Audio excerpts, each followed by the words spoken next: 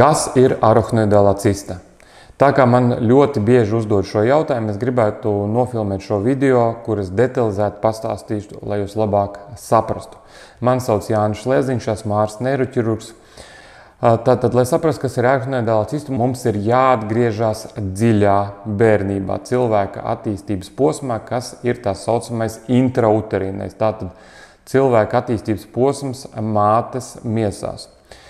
Kamēr auglis attīstās mātes miesās, pirmais attīstās galvaskauls, kas faktiski ir tāda olas čaumala, kuras iekšpusē ir tukšums. Un otrkārt, smadzenes ieaug no iekšpuses šajā te čaumalā, kas ir galvaskauls, un aizņem visas čaumalas iekšpusē esošo brīvo vietu, tādā veidā aizpildot visu iekšpusi. Un mēs jau arī patiešām zinām, ka galvaskausa iekšpusē pa lielam ir tikai smadzenes, tur nav nekā cita. Protams, ņemiet vērā, ka šis koncepts, ko es stāstu, ir stipri vienkāršots. Ja izveidojās kaut kāds defekts šajā procesā, vai kāda īpatnība, vai kāds šķērslis, kas neļauj smadzenēm aizpildīt visu tukšo vietu, tad paliek faktiski kāda tukša vieta, kura cilvēkam piedzimstot arī kļūst par arachnoidālu cistu. Tātad, arachnoidāla cista nav iegūta lieta, tā neattīstās dzīves laikā. Cilvēks ar to jau ir piedzimis.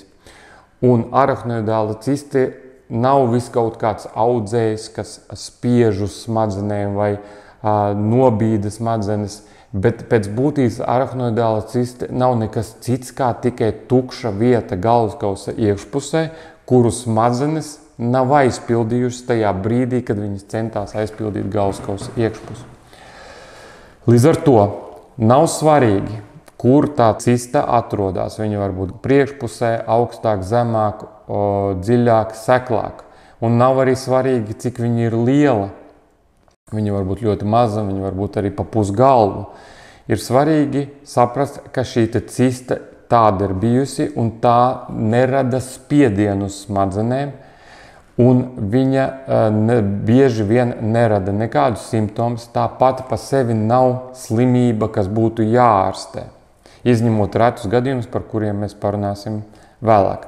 Jā, dažkārt uztaisot attēlus, tā cista var būt tik liela, ka rodas iespējas, ka smadzenes galvaskausa iekšpusē ir pārspiestas uz pretējo pusi un ka smadzenes ir nospiestas.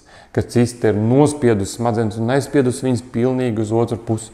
Taču šis ir maldīgs priekšstats, šajā gadījumā tas ir maldīgs priekšstats, jo cista nav aizspiedusi smadzenes, bet smadzenes ir ieaugušas un nav tajā vietā, kur viņas atrodas, un nav aizpildījuši šo te tukšo vietu, kas tagad ir cista. Un arī smadzeņu vidusstruktūras, kuras var rasties iespējas, ka ir aizspiestas uz pretējo pusi, patiesībā atrodas tur, kur viņas vienmēr ir atradušās. Piemēram, arī manā praksē ir bijis pieaudzis cilvēks, kuram uztaisa bildes. Viņš ir absolūti pie labas veselības, viņam nav nekādas sūdzības, bet uztaisot attēlus, viņam ir tik liela arachnoidāla cista, ka smadzenes atrodas faktiski galvaskausa, visas smadzenes atrodas galvaskausa vienā pusē un cista atrodas visā otrā pusē.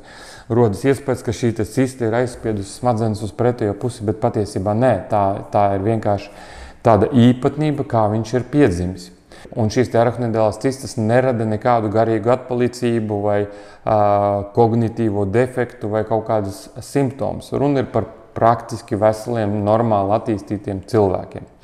Jā, arachnoidālai cistai ir lielāks sāsiņojuma risks galvas traumas gadījumā. Tāpēc cilvēki, kas nodarbojas ar kontaktsporta veidiem, piemēram, boksu, kickboksu vai tam līdzīgi, un viņiem ir arachnoidāla cista, bieži vien viņi man prasa, vai es varu ar to nodarboties.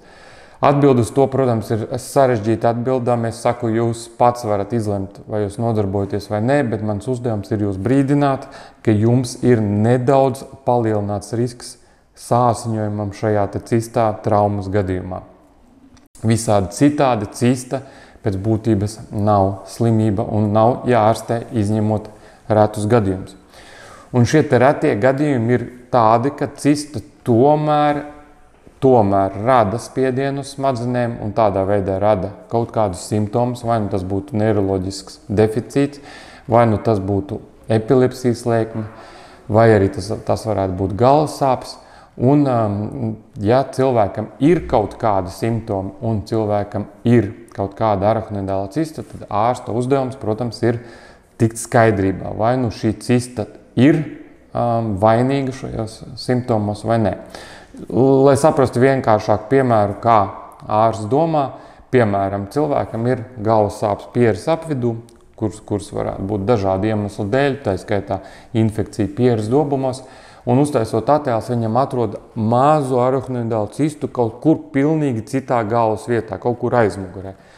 Šis ir uzkrītošs gadījums, kad ir pilnīgi skaidrs, ka šī arahnoidālā cista, kas atrodas pilnīgi citā vietā galvaskausā nekā cilvēkam sāp, nevar būt saistīta ar šiem te simptomiem. Bet cita situācija, piemēram, cilvēkam ir epilepsijas lēkmes, un šīs te epilepsijas lēkmes izcelsmju ziņā sakrīt ar to vietu, kur cilvēkam atrodas arahnoidālā cista. Tātad tā smadzeņu zona, kurā rodas epilepsijas lēkmes, sakrīt ar to smadzeņu zonu, kurā ir arahnoidālā cista. To apstiprina gan lēkmju veids, gan lēkmju izpausmes, gan elektroencefalogrāfijas dati un magnētiskā rezonanse. Šis gadījums jau ir krietni sarežģītāks, jo te pat tiešām ir pamats domāt, ka cista varētu būt vainīga simptomos. Un tad tur ir jāšķetina šis jautājums un jālemj jau daudz sīkāk. Ar to es gribēju pastāstīt, ka jā, cistas ārkārtīgi reti var radīt simptomus, bet nomācošā daļā gadījumu, ja es teiktu 99% gadījumu, cistas, arahnoidālas cistas nav slimība, viņas nav jārastē, viņas nerada nekādus simptomus, un nerada nekādas cilvēkam īpatnības vai garīga rakstura traucējumus vai problēmas. Līdz ar to viņas arī nav jārastē. Un jārastē arahnoidālas cistas ir tikai tajos retajos gadījumos, ja viņas patiešām rada spiedienu uz smadzenēm, palielinās apjomā, retos gadījumos, ārkārtīgi retos gadījumos tas ir iespējams, vai rada epilepsijas lēkmes, vai rada neiroloģisku deficītu.